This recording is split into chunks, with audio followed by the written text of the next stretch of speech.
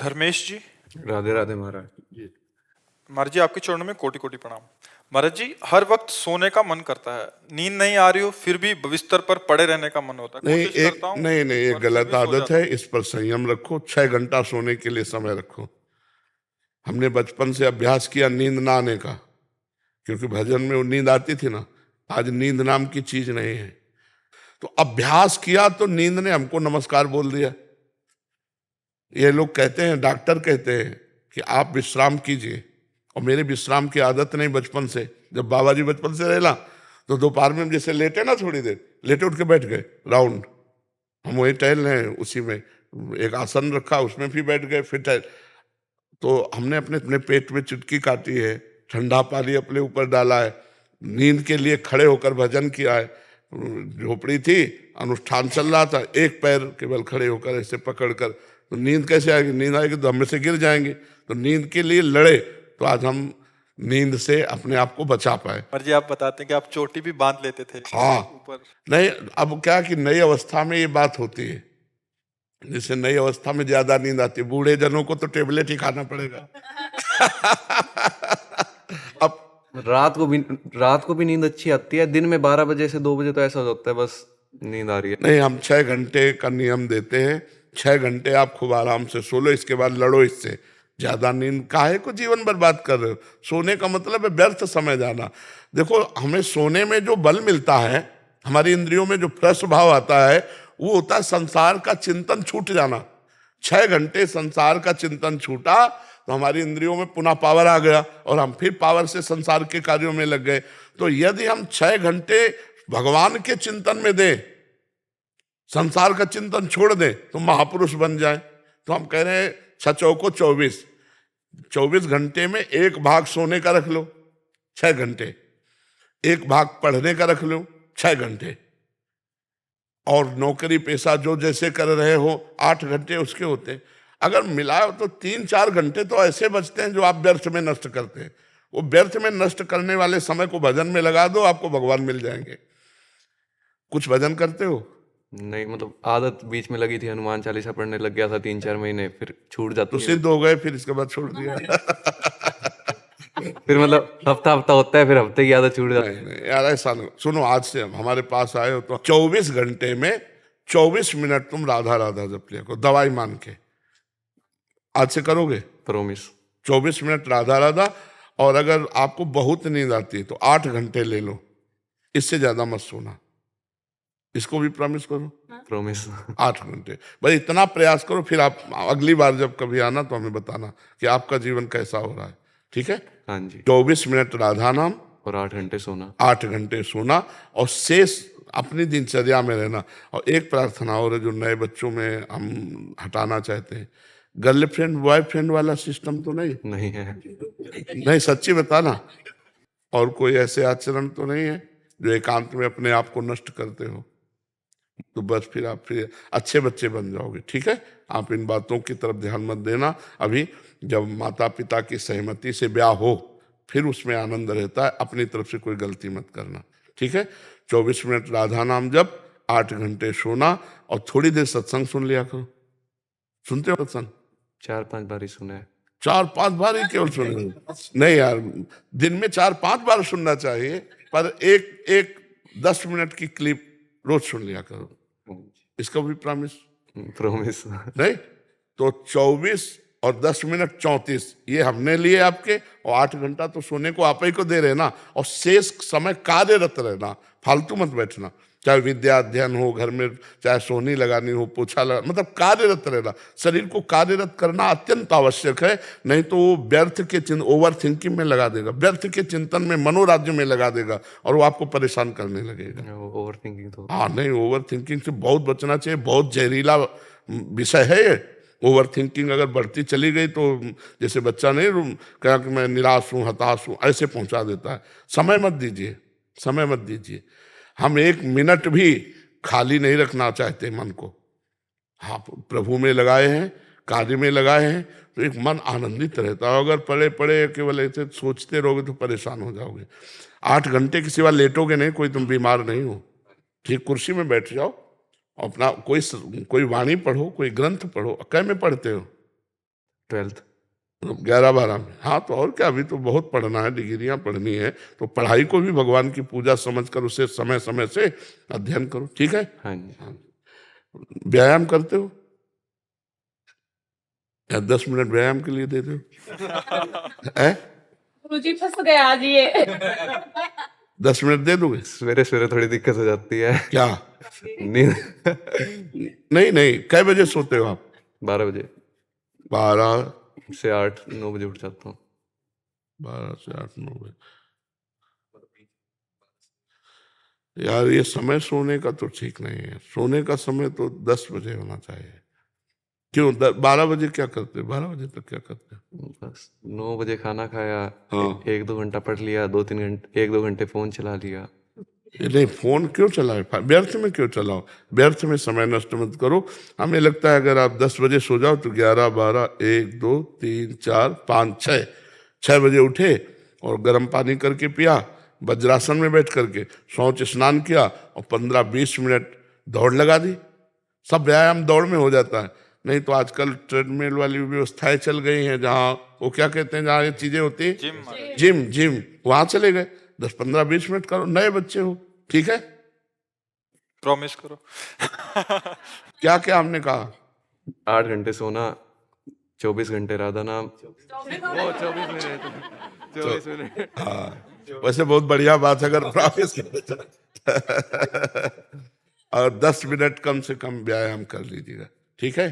हाँ, बहुत अच्छी बात। कामना शर्मा जी ऑस्ट्रेलिया से। राधे राधे महाराज। राधे राधे महाराज जी। महाराज जी, मैं पिछले 5 सालों से ऑस्ट्रेलिया में एक विशेष ऑनलाइन स्कूल में पढ़ाती हूँ। मेरे स्कूल में बहुत से छात्र पढ़ते हैं जो डिप्रेशन और अन्य मेडिकल समस्याओं से जूझ रहे हैं। पिछले 1 साल से यूट्यूब के माध्यम से आपसे जुड़ने के बाद और नाम जप शुरू करने के बाद मेरी कार्यशैली, स्वभाव और व्यवहार में बहुत अंतर आ गया। छात्रों को इससे विशेष लाभ हुआ, उनका दृष्टिकोण विद्या प्राप्ति के लिए सकारात्मक हुआ। इस परिवर्तन को देखते हुए मेरे स्कूल ने मुझे एक लीडर पोजीशन पे दे दिया है, ताकि मैं ये सकारात्मकता और व्यापक करूं और छात्रों के साथ साथ मेरे सहकर्मी को भी लाभ हुआ है। महाराज जी, मैं सोच रही हूँ कि मैंने ये उचित किया ना। ये कह रहे कि मेरे दिल में सदैव आपकी ये बात रहती है कि हे प्रभु, मेरे कहने पर भी मुझे कुछ ऐसा मत देना जो मुझे आपसे दूर कर दे। ये कह रहे हैं कि जैसे इनको एक ऐसा पोजीशन दे दिया तो कहीं मेरी अंदर की चाहत और ठाकुर जी ने नहीं, और बढ़ो। अभी तो हम छोटी इसे समझते, इतना बढ़ो कि आप लाखों लोगों के, लाखों बच्चों के हृदय में परिवर्तन ला सको। उनको संयम से, उनको ऐसे चलाओ कि बेविचार और व्यसन और गंदी बातों से, गंदे विचारों से वो मुक्त हो जाए। ये आधुनिक पढ़ाई नहीं मुक्त कर सकती, ये आध्यात्मिक विद्या ही मुक्त कर सकती है। आधुनिक पढ़ाई पढ़े हुए अपने माता पिता को मार रहे हैं, इंजेक्शन वाले नशा ले रहे हैं, गंदे आचरण कर रहे हैं। ये बहुत, जब तक अध्यात्म विद्या नहीं होगी तब तक नहीं। और अधिकार के अनुसार ही हम किसी को दे सकते। अगर आप हमें अधिकार ना दे हो तो हम आपको कैसे प्रवचन सुना सकते हैं, हम कैसे आपको अपनी बात बता सकते हैं। आप अधिकार दिए हैं, आप आए हैं, आप दंडवत किए हैं, आप भाव कर रहे हैं, तो हम आपको सुना रहे हैं, उससे फायदा आपको हो रहा है। तो भगवान ने आपको यदि लीडर बनाया तो सैकड़ों विद्यार्थियों का, हजारों का, लाखों का, करोड़ों का, ऐसे आप बढ़ते चले जाएं। वो अपने सुख के लिए नहीं है, ये जो पद प्रतिष्ठा है अपने सुख के लिए नहीं है। इसका सदुपयोग करके हम दूसरों को लाभ दें। जैसे यही समस्या है। 1 साल से तो ढंग से जीना सीखें और अब लगता है कहीं गलती कोई ऐसी ना हो जाए भौतिक जगत वाली कि लीडर बन गए और फिर अपना रास्ता भूल गए। नहीं, बिल्कुल नहीं। भगवान के साथ रहो ना तो कभी भूलोगी नहीं। भगवान के साथ मतलब नाम जप करते रहो और भगवद आश्रय रखो। तो हमारा बॉडी गार्ड है नाम पहारू दिवस रात दिन वो तुम्हारी रक्षा करेगा, अंदर और बाहर दोनों जगह। अंदर के शत्रु अटैक करते हैं, जैसे अहंकार है, काम है, क्रोध है, लोभ है और मोह है। और बाहर के ये प्रतिकूलताएं हैं, नाना प्रकार के ऐसे विक्षिप्त जन हैं जो हमारे सदाचरण पर भी आक्षेप करते हैं, हमारे अच्छे व्यवहार की भी हंसी उड़ाते हैं। इन सब से हमको सहने की सामर्थ्य नाम देगा। आप बड़े से बड़े विपत्ति में भी मुस्कुरा कर निकल जाएंगे। ये नाम में सामर्थ्य है। आप सत्संग सुनिए, नाम जप कीजिए और जो पद मिले, जितना अधिकार मिले, उतना दूसरों को सुख पहुंचाइए। आप बिल्कुल ऐसा मत सोचिए कि कहीं कोई पद हमको बांध सकता है या भ्रष्ट कर सकता है। नहीं, भगवान के दास को नहीं जी। सुमित कुमार शर्मा जी, जर्मनी से। हमारे भाई शर्मा जी को राधा वल्लभ श्री हरिवंश महाराज जी। महाराज जी, नौकरी के कारण शारीरिक रूप से विदेश में रहता हूं, लेकिन मन से आपके ही श्री चरणों एवं वृंदावन धाम में रहने का प्रयास करता हूं। महाराज जी, मेरा प्रश्न है कि विदेश में मैंने ये किया, मैंने वो किया, इसकी बहुत प्रधानता है। कार्य क्षेत्र में भी इसी विकार का बढ़ावा, प्रचार प्रसार एवं दिखावा क्योंकि वहाँ का अगर कुछ अध्यात्म भी है तो बस स्वर्ग नरक तक है, इसके आगे नहीं है। अगर वहाँ कोई जीवन मुक्तता, प्रेम, परम पद की बात होगी तो भारत के किसी ऋषि का शिष्य होगा, भारत के किसी ऋषि से जुड़ा होगा। नहीं, विश्व में कहीं स्वर्ग नरक से बढ़कर बात नहीं है। जो मोक्ष पदवी है, जो जीवन मुक्तता है, महाप्रेम है, वो भारत के ऋषियों की शोध है। वो भारत के ऋषियों ने उसे जाना है और उसे प्राप्त किया। अगर विश्व में कहीं है ये शब्द तो भारत की ऋषि से जुड़ा हुआ है, चाहे वो परंपरागत जुड़ा हो, कहीं भी जुड़ा हो। तो अब सब जगह अहमता का ही खेल चल रहा है। अहंकार विमूढ़ात्मा करता हमिति मन्यते, मैंने ये किया, मैं करूँगा।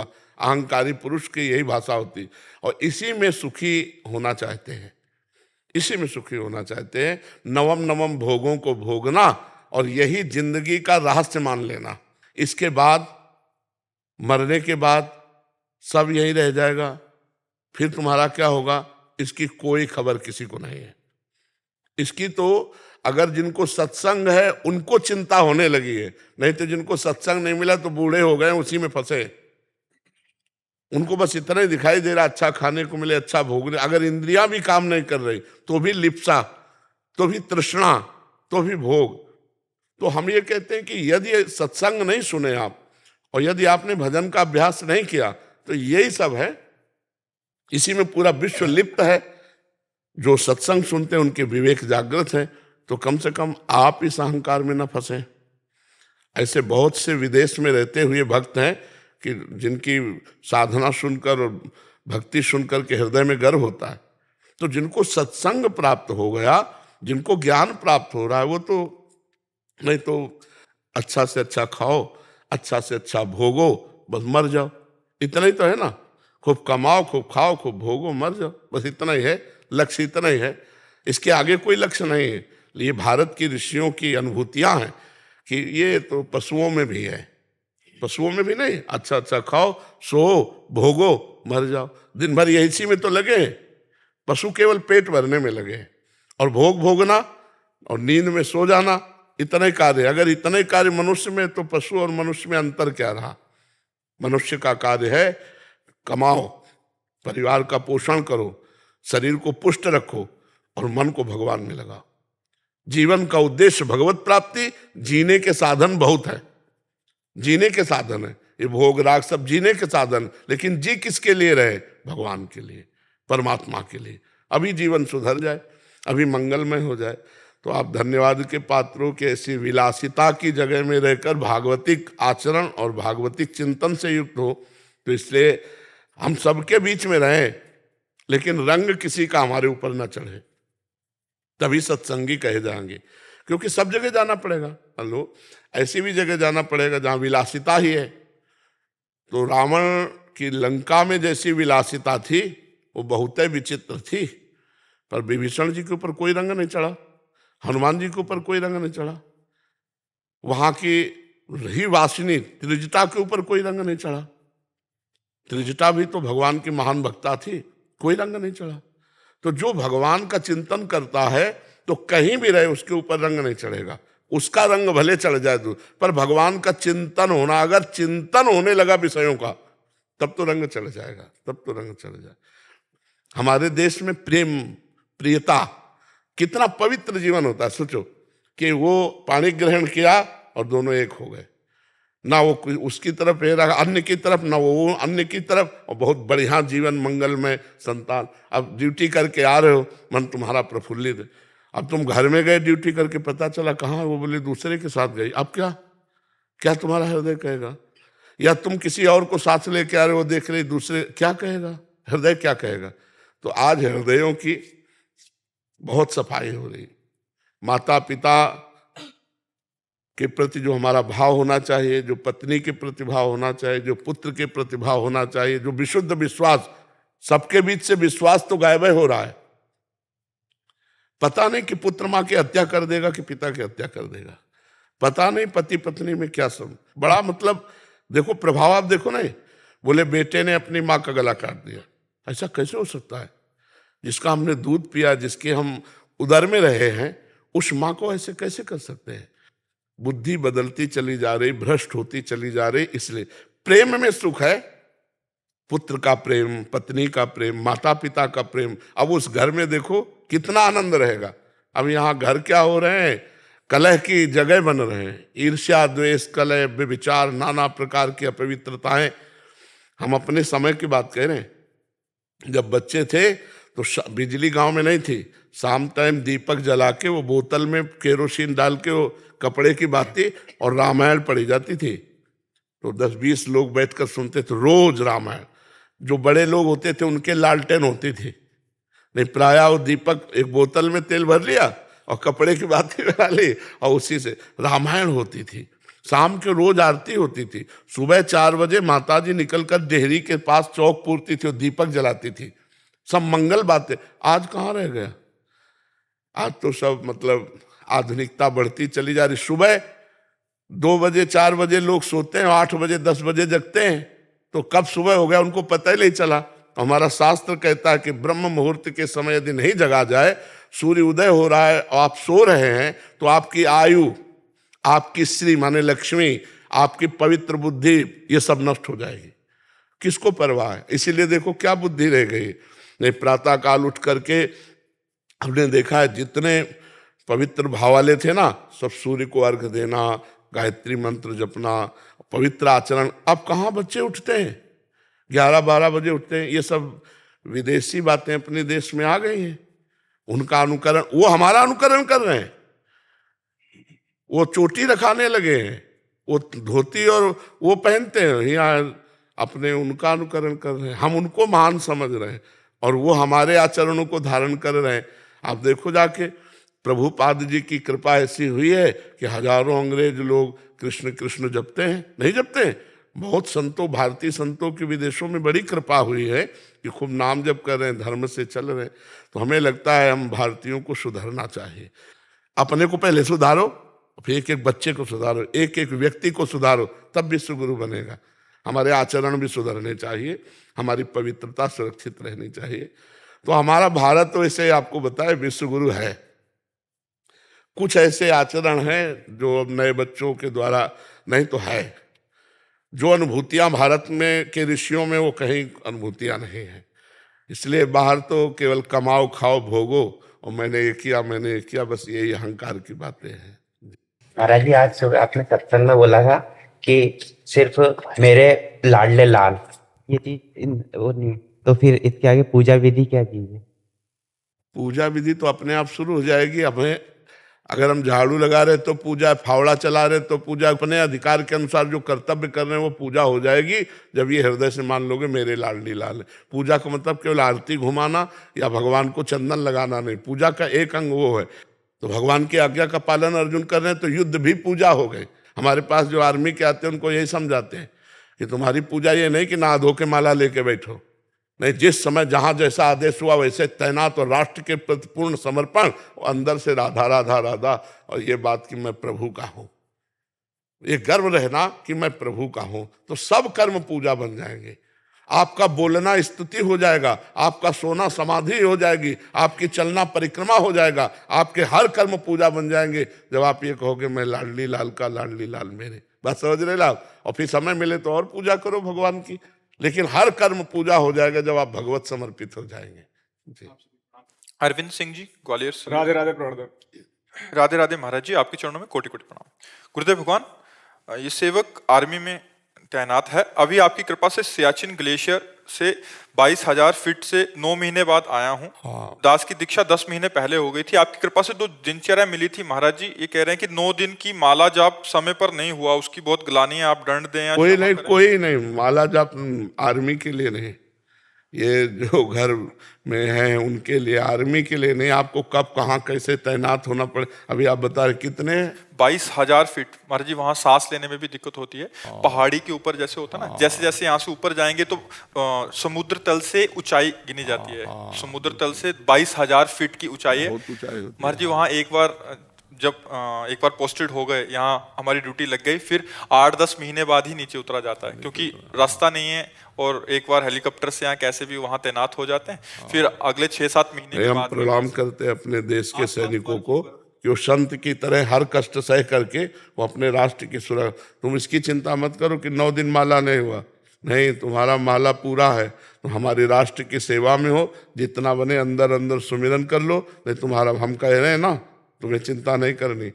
तुम हमारे राष्ट्र की सेवा में ऊपर अपने मन को लगाओ, और जो समय मिले, खाली समय मिले तो भजन कर लो, नहीं है तो पूरा माला हो रहा है, तुम उसकी चिंता मत करो। जब रिटायर होगे तब माला गिन लेना। महाराज जी एक और आज्ञा चाह रहे हैं कि 6 महीने बाद ये नौकरी छोड़ना चाहते हैं, उसकी अनुमति चाहते हैं आपसे। आपका समय हो गया छोड़ने 6 महीने बाद 15 साल पूरा हो जाएगा महाराज। अच्छा, तो पेंशनेबल सर्विस हो जाएगी महाराज जी। यहाँ आके कुछ यहाँ परिवार के साथ रहते हुए कुछ अन्य कार्य कर सकते हैं, ऐसा एक हाँ कर सकते हो, कर लो आप, ऐसा कर लो, ठीक है। आप उमा वर्मा जी हरियाणा से। राधा वल्लभ श्री हरिवंश महाराज जी। महाराज जी बहुत बार ऐसा होता है कि मेरे आसपास के लोग जब मेरे प्रतिकूल व्यवहार करते हैं तो मैं उन्हें इग्नोर नहीं कर पाती हूँ। फिर आपकी बात याद आती है कि नाम जप करूं, एक बार करूं, फिर 100 बार में से 99 बार फेल हो जाती हूँ। तो मुझे संदेह होता है कि क्या मैं नाम जप कर रही हूँ, क्या मैं दिखावा तो नहीं कर रही हूँ, कैसे खुद को मजबूत करूं। देखो, विवेक कमजोर है, बुद्धि तो है, विवेक कमजोर है, काट नहीं पाता है, इसलिए आप मतलब इग्नोर नहीं कर पाते। और अगर विवेक पर, तो हम आपको सच्ची कहते हैं, हमारा जो मजाक उड़ाएगा, हमारी जो निंदा करेगा, हमें जो गाली देगा, वो हमारे पाप नष्ट करता है। मतलब इस बात को लोग समझ नहीं पा रहे हैं। निंदक नियरे राखिए, आंगन कुटी छवाए, बिना पानी बिना साबुन निर्मल करे सुभाए। हमें जो हमारे पाप शरीर का भोगना होता, मान लो हमारा पाप है कि हमारे हाथ पैर टूटेंगे, अब वो हमको भरपूर गाली देकर नष्ट कर रहा, तो हम पर कृपा कर रहा है कि नहीं कर रहा है। हमें चोट नहीं पहुंचेगी, अपनी जबान से हमारे पाप को साफ कर रहा है।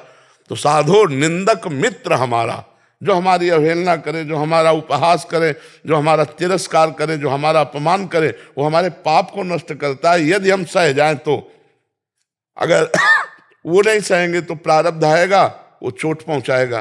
मान लो आप मार्ग में जा रहे हैं, एक्सीडेंट हुआ, ऐसा चोट लग गई, और वो बेचारा गाली देकर हमारा सारा पाप नष्ट कर रहा है, तो हमें तो प्रणाम करना चाहिए कि भैया बिना शरीर दंड के हमें बचा रहे हो, तो जय हो तुम्हारी। अब इस रहस्य को कोई जानता नहीं। अगर वास्तविक ज्ञान है, वैतविक का बुद्धि है, विवेक नहीं। विवेक हो तो आप सच्ची समझो, जो हमें शारीरिक दंड मिलने हैं, वो हमारी निंदा करके, हमारा उपहास करके, हमारा अपमान करके, हमारा तिरस्कार करके, वो उसे नष्ट करता है। तो इसलिए हमें लगता है कि विवेक के द्वारा भगवान का नाम जप करते हुए बचो, और नहीं उलझो तो उलझते ही रहो। ये संसार किसी को नहीं बख्शता, किसी को नहीं बख्शता। आप चाहे जैसे चलो, चाहे जैसे चलो, आपको बोलेगा संसार, वो बोलेगा। तो इसलिए कभी संसार मान जाए आपको, ऐसा नहीं। 4 अगर आपको सही कहेंगे तो 4 गलत कहने वाले मिलेंगे। हमको उनको भी प्रणाम करना है, अपने सीधे मार्ग में चलते रहना है। तो इग्नोर करना तो सीखना ही पड़ेगा। अगर नहीं सीखोगे तो जलते रहोगे, अंदर हृदय आपका जलता रहेगा। उसको क्यों जलाओ, विवेक के द्वारा उसे काट दो कि भगवान बड़ा मंगल कर रहे हैं, हमको ऐसा उपहास या अपमान करा करके पवित्र कर रहे हैं। तो अच्छा, किसका प्रश्न था, समझ पाए आप? इसमें कोई संशय? इग्नोर होता नहीं है। नाम जप करो, पावर आ जाएगा। इग्नोर करने का पावर आ जाएगा। नाम जप में बड़ी सामर्थ्य। नाम जप तो होता है, कई बार अंदर से ये पता होता है कि सामने वाला ये व्यवहार करने वाला है मेरे साथ, और मैं अपने अंदर कहती हुई कि तूने मतलब इस पे रिएक्ट नहीं करना, बट फिर भी जब वो होता है ना, तो फिर मतलब इग्नोर होता ही नहीं है। क्योंकि पावर नहीं, हम कह तो रहे पावर नहीं है ना। वो पावर नाम जप से आएगा, जितना नाम जप करो उतना आ जाएगा। नाम जप से आएगा पावर। जानकारी का प्रयोग करने के लिए पावर भी तो चाहिए। हम जानते हैं ये गलत है, नहीं करना चाहिए, फिर भी हम कर रहे हैं क्योंकि हम पावरहीन हैं। तो वो पावर आएगा नाम जप से। जितना आप नाम जप करेंगे उतने। खूब नाम जप करो, अंगुली में वो डाले रहो बटन की तरह, वो क्या कहते हैं, काउंटर।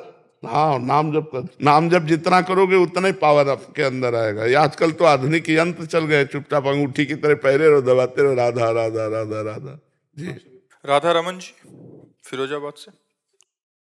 राधे राधे महाराज जी। महाराज जी, मेरा प्रश्न है कि जैसे कि आप जन बोलते हैं कि जब भी हमारे मन में कुछ भी गलत विचार आए या फिर मन कुछ भी गलत गतिविधियां करने की चेष्टा करे तो हमें राधा राधा नाम का चिंतन शुरू कर देना चाहिए। वैसे पहले से ही करना चाहिए। दुश्मन आए तब हम बंदूक भरे, ऐसा नहीं पहले ही लोड करके हम दरवाजे के छेद में लगाए कि आया कि गोली मारा। पहले ही हम राधा राधा शुरू किए और जहाँ आया तो डिलीट हुआ, वो कुछ नहीं कर पाएगा।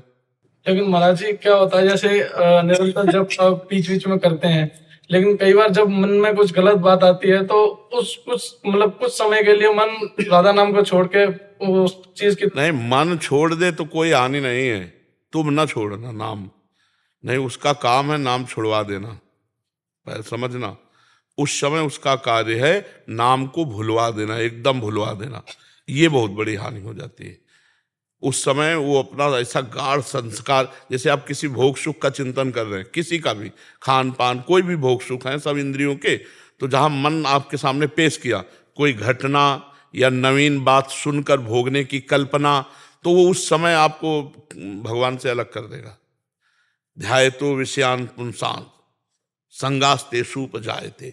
अब तुम्हारे अंदर विषय का ध्यान जो जागृत हुआ और प्रभु का विस्मरण हुआ, अब भोगने की इच्छा, भोगने का संकल्प, कामना, उसकी अपूर्ति में जो क्रोध और पूर्ति में लोभ, मतलब हानि ही हानि। लोभ और क्रोध दोनों मूढ़ता में स्मृति भ्रम, स्मृति भ्रंशा बुद्धिनाशात् प्रणश्यति। साधक भजनहीन हो जाता। प्रणश्यति का मतलब नाश हो जाना, नाश का मतलब अध्यात्म के मार्ग से गिर जाना। समझ पा रहे हो आप? उस समय हमको डट के भजन करना चाहिए। जिस समय दुश्मन आया उस समय थोड़ी देर छोड़ दिया हम अस्त्र शस्त्र।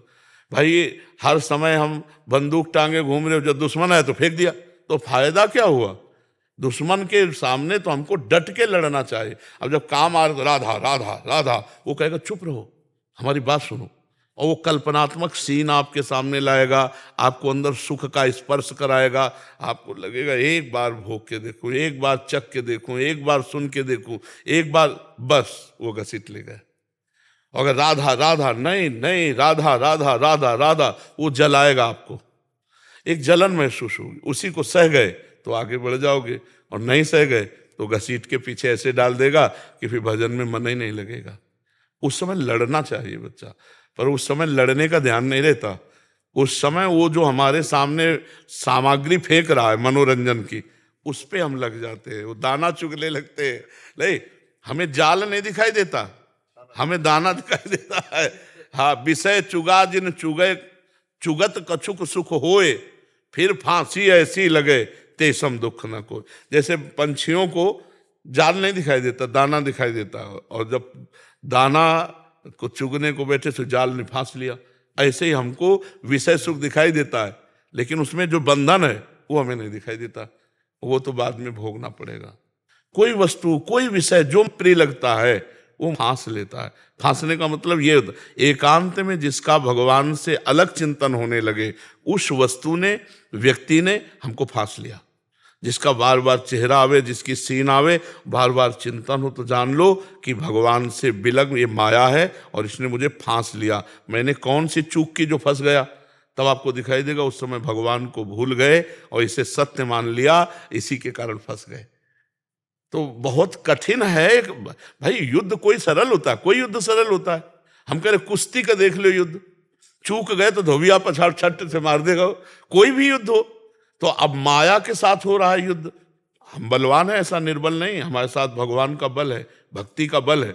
जैसे भगवान की माया है मम माया, ऐसे भगवान का हम भी है।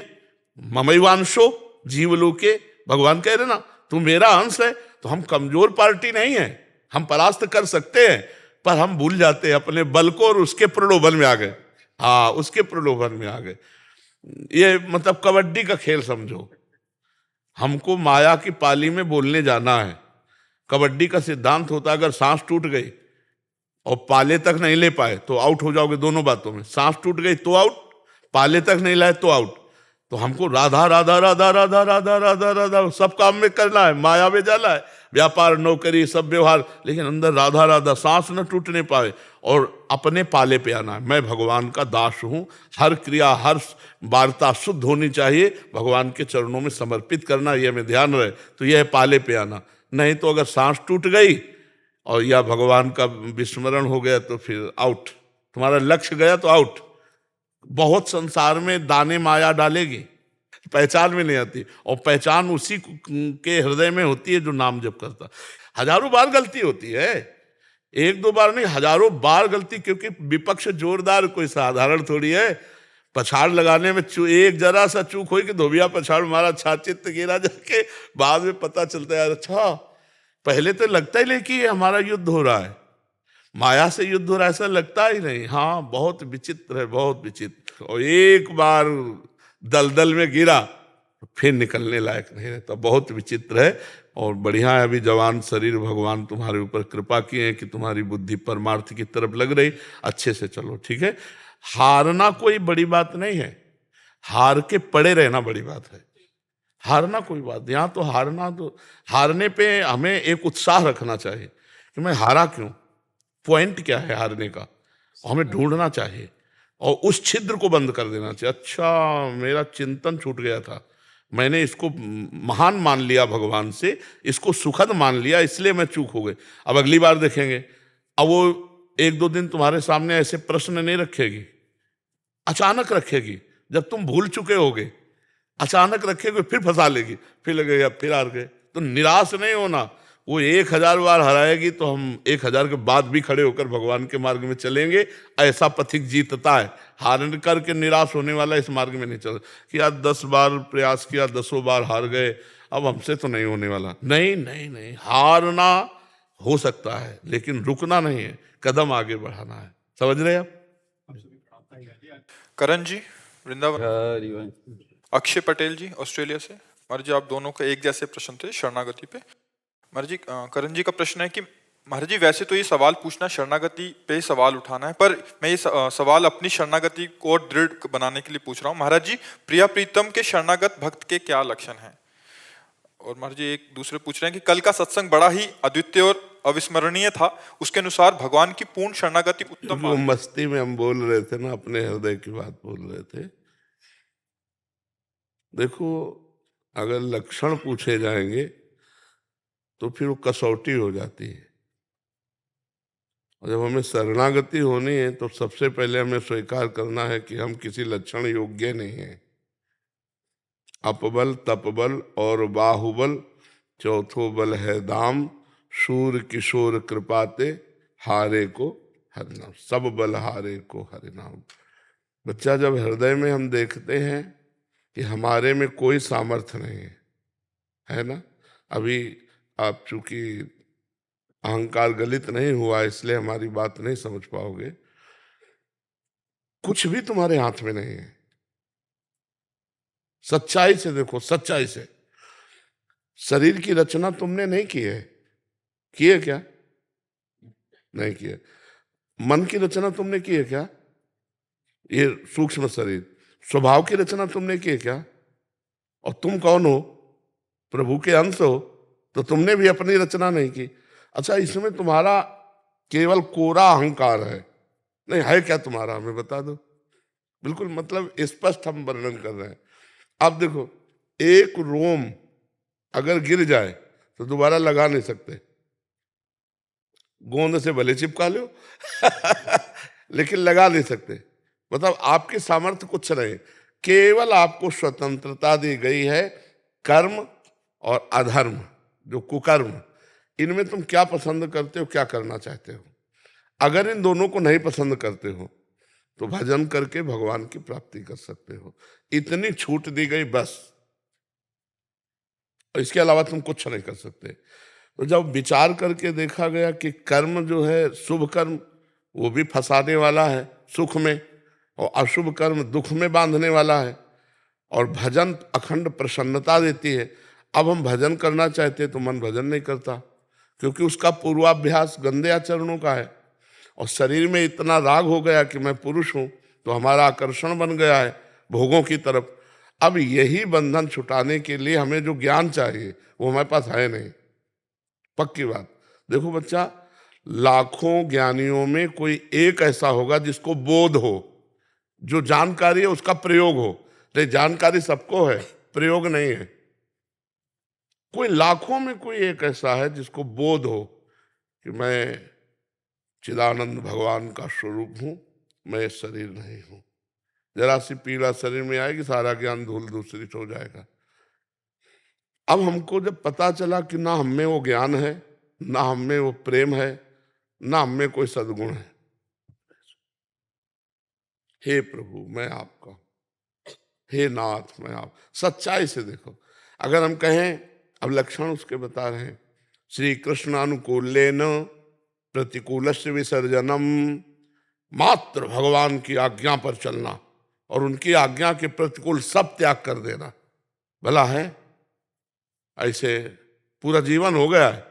लेकिन अगर कहे है पूरा, तो हम भी ऐसे कह देंगे कि जैसे वो चला रहे हैं वैसे चल रहे हैं। हम ये नहीं कह सकते कि नहीं ऐसे कर। क्यों? ऐसे करते ही प्रश्न आ जाएगा माया का।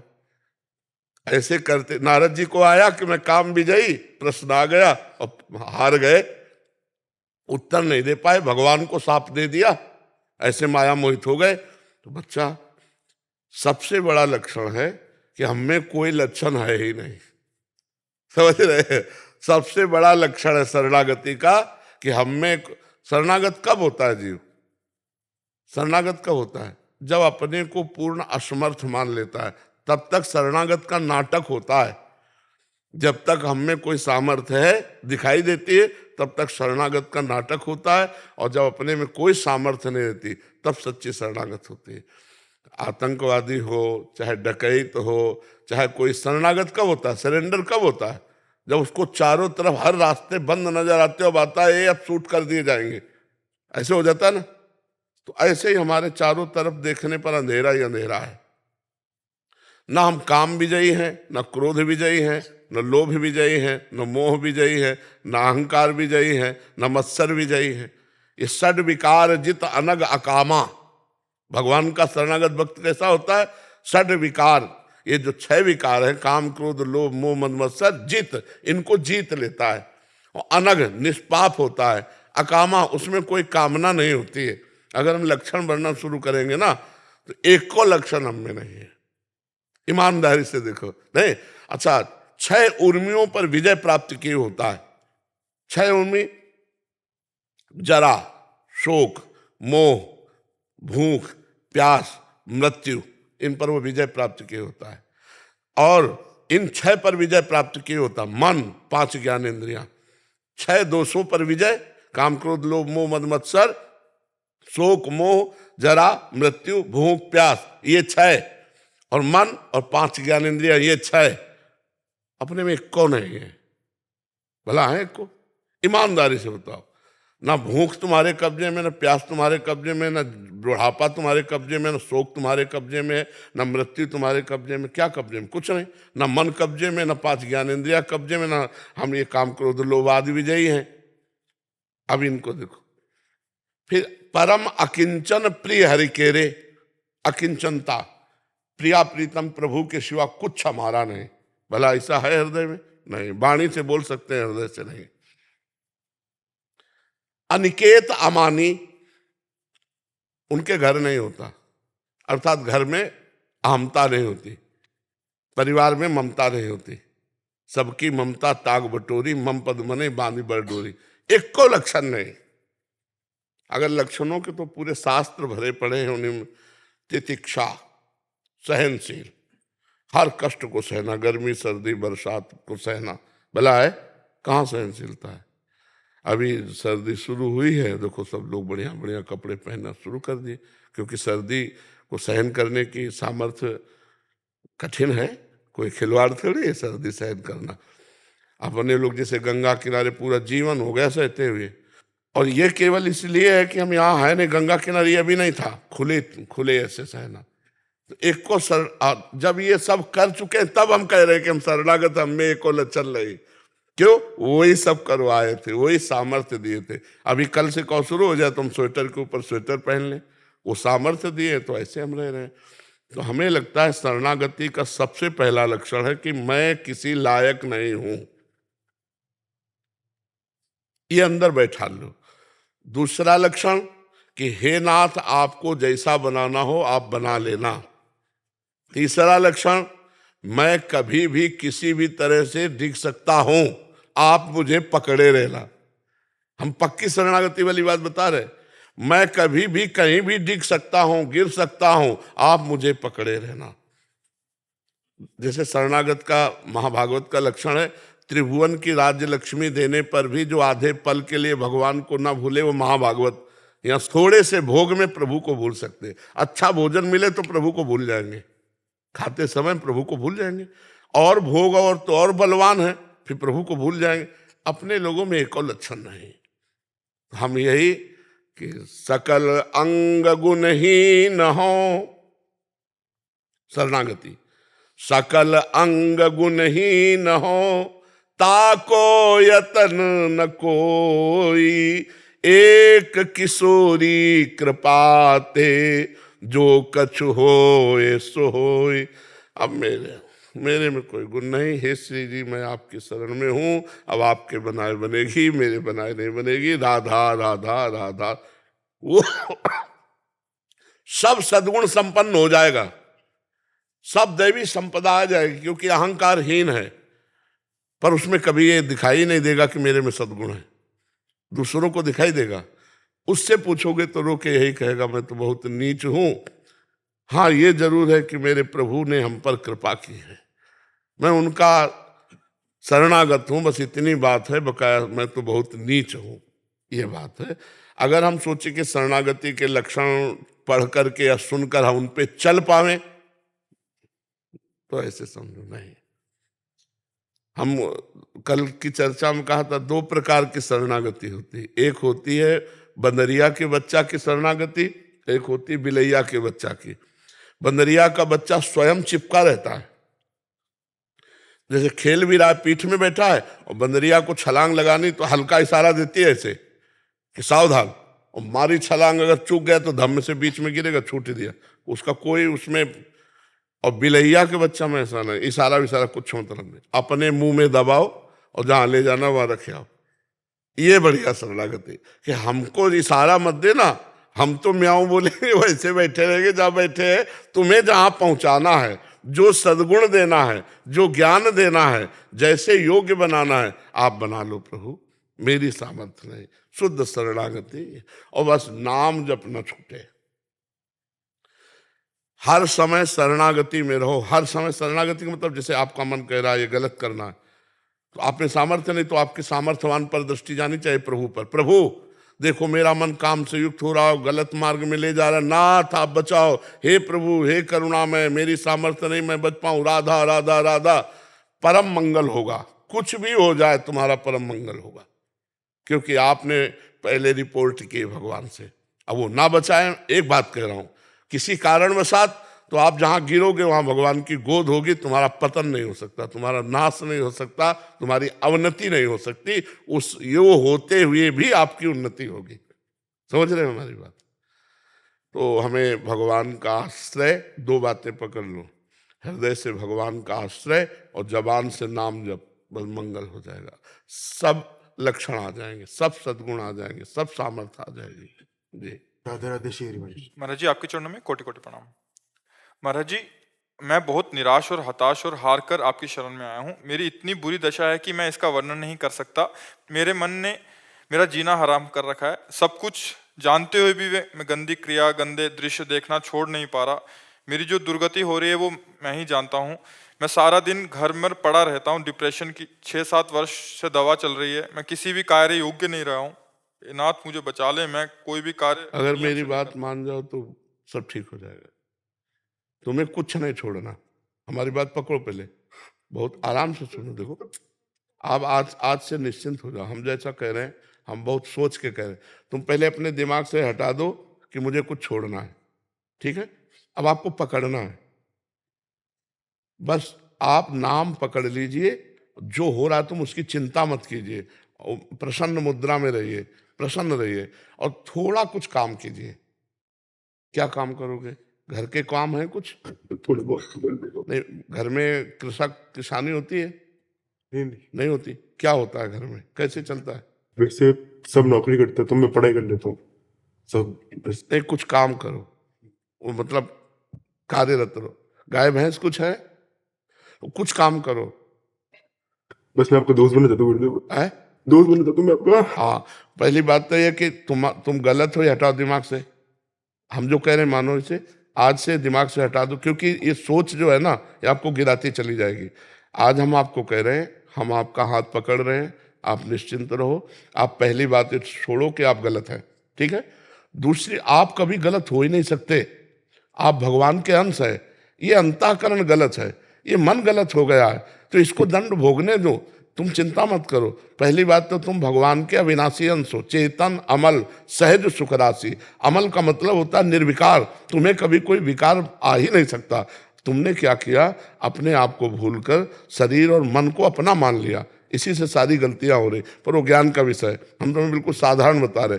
पहली बात तो तुम सोचो मत कि हम विकारी हैं, जैसा सोचोगे वैसा बन जाओगे। देखो पहुंच गए ना डिप्रेशन में, और आज से उठना शुरू हो जाएगा। हमारी बात मान लो। पहली बात तो ये कि तुम जैसा हम कहें वैसा करो। दूसरी बात, हमारी सामर्थ्य तुम्हें उठाएगी। हमारी सामर्थ्य जानते हो? हाँ, आज से तुम देखना तुम्हारे हृदय में प्रसन्नता का एक रेखा खींचेगी और बढ़ती जाएगी, क्योंकि श्री जी ने भेजा है तुम्हें। अब तुम अपने जीवन को नष्ट करने की ये जो धारा है, इससे आप उबर जाओगे। राधा नाम जप करो, निरंतरता जहां पड़े हो और मन तुम्हारा सोच कर रहा है, उसको सोचने दो। तुम बार बार राधा राधा राधा, जो गलती हो रही होने दो, तुम बिल्कुल निश्चिंत हो जाओ। एक दिन वो बल आएगा कि सब छूट जाएगा, बहुत जल्दी वो समय आएगा, क्योंकि आपका प्रयास और श्री जी का बल ये आपको उठाएगा। आप इससे उठो, बिल्कुल निश्चिंत रहो। तुम कोई भी गलती का टेंशन मत लो, पहले टेंशन मुक्त हो, फिर प्रसन्नता तुम्हारी गलती पर चढ़ बैठेगी और गलती कभी नहीं होने लगेगी। धीरे धीरे ठीक हो जाओगे। एक गलती पर केवल असर करो, अपने दिमाग में लाओ कि तुम्हें ब्रह्मचर्य नहीं खंडित करना अभी। अगर वो रहेगा तो दिमागी स्तर हम तुम्हारा सुधार पाएंगे। गुरुदेव मैं हमेशा दिन गिनते रहता हूँ, मतलब बस आज नहीं किया कल नहीं किया, पता नहीं मेरी स्थिति खराब है। छोड़ो, बस एक चीज केवल करना, हस्त क्रिया मत करना। बस एक चीज पकड़ लो, तुम हस्त क्रिया मत करना, वादा हमसे करो। पक्का कर दे गुरुदेव। तो बस ठीक है, और राधा नाम जपो। और आज से हम तुम्हारा वादा करते हैं, तुम किसी भी तरह की चिंता मत करो। ये हम मतलब बिल्कुल हृदय से कह रहा हूं, तुम बिल्कुल चिंता मत करो। आज से देखोगे आप, महीना भर बाद फिर आना आप हमसे मिलना के दोस्त भाव से। हम कोई बल ऐसे बिल्कुल ऐसे समझो जैसे तुम तैसे हम, जैसे हम वैसे तुम, बिल्कुल अंतर नहीं। बस निश्चिंत हो जा, निश्चिंत हो जा। मुझे पापी को गुरुदेव बहुत दिक्कत, मैं आपके सामने हूँ। नहीं ऐसा नहीं, बिल्कुल हम तुम दोस्त हैं, कोई पापी नहीं। देखो, गंगा जी के पास जब जाया जाता है और गंगा स्नान किया जाता है, तो अपने को लगता है ना कि मैं पाप रहित हो रहा हूं, क्योंकि गंगा स्नान कर रहा हूं। तो गंगा जी ने भगीरथ से पूछा कि जब बहुत से पापी हमारा स्पर्श करेंगे तो मैं मलिन हो जाऊंगी, तो मेरे पाप कैसे नष्ट होंगे? तो उन्होंने कहा, साधवा समदर्शिना, जो प्रशांत मन साधु भगवान के चिंतन में लगे, वो जब चरण रखेंगे तो गंगा निष्पाप हो जाएंगी। और तुम धाम में बैठे हो और साधु संग कह रहे हो, अब पापी नहीं हो। यदि पापी होते तो मेरे सामने ना आते। जो पे दुष्ट हृदय सोई होई, मोरे सन्मुख आव की सोई। पापवंत कर सहज स्वभाव भजन मोर। अभी तुम्हारे ऊपर भगवान की विशेष कृपा है, तुम आज से डिप्रेशन रहित मान लो। अब मत मानना कि तुम डिप्रेशन में हो, तुमसे जो गलती हो उसको होने दो। बस रोक लो, हस्त क्रिया मत करना। हस्त क्रिया मतलब समझ गए ना, हस्त मैथुन मत करना, और नाम जप करो।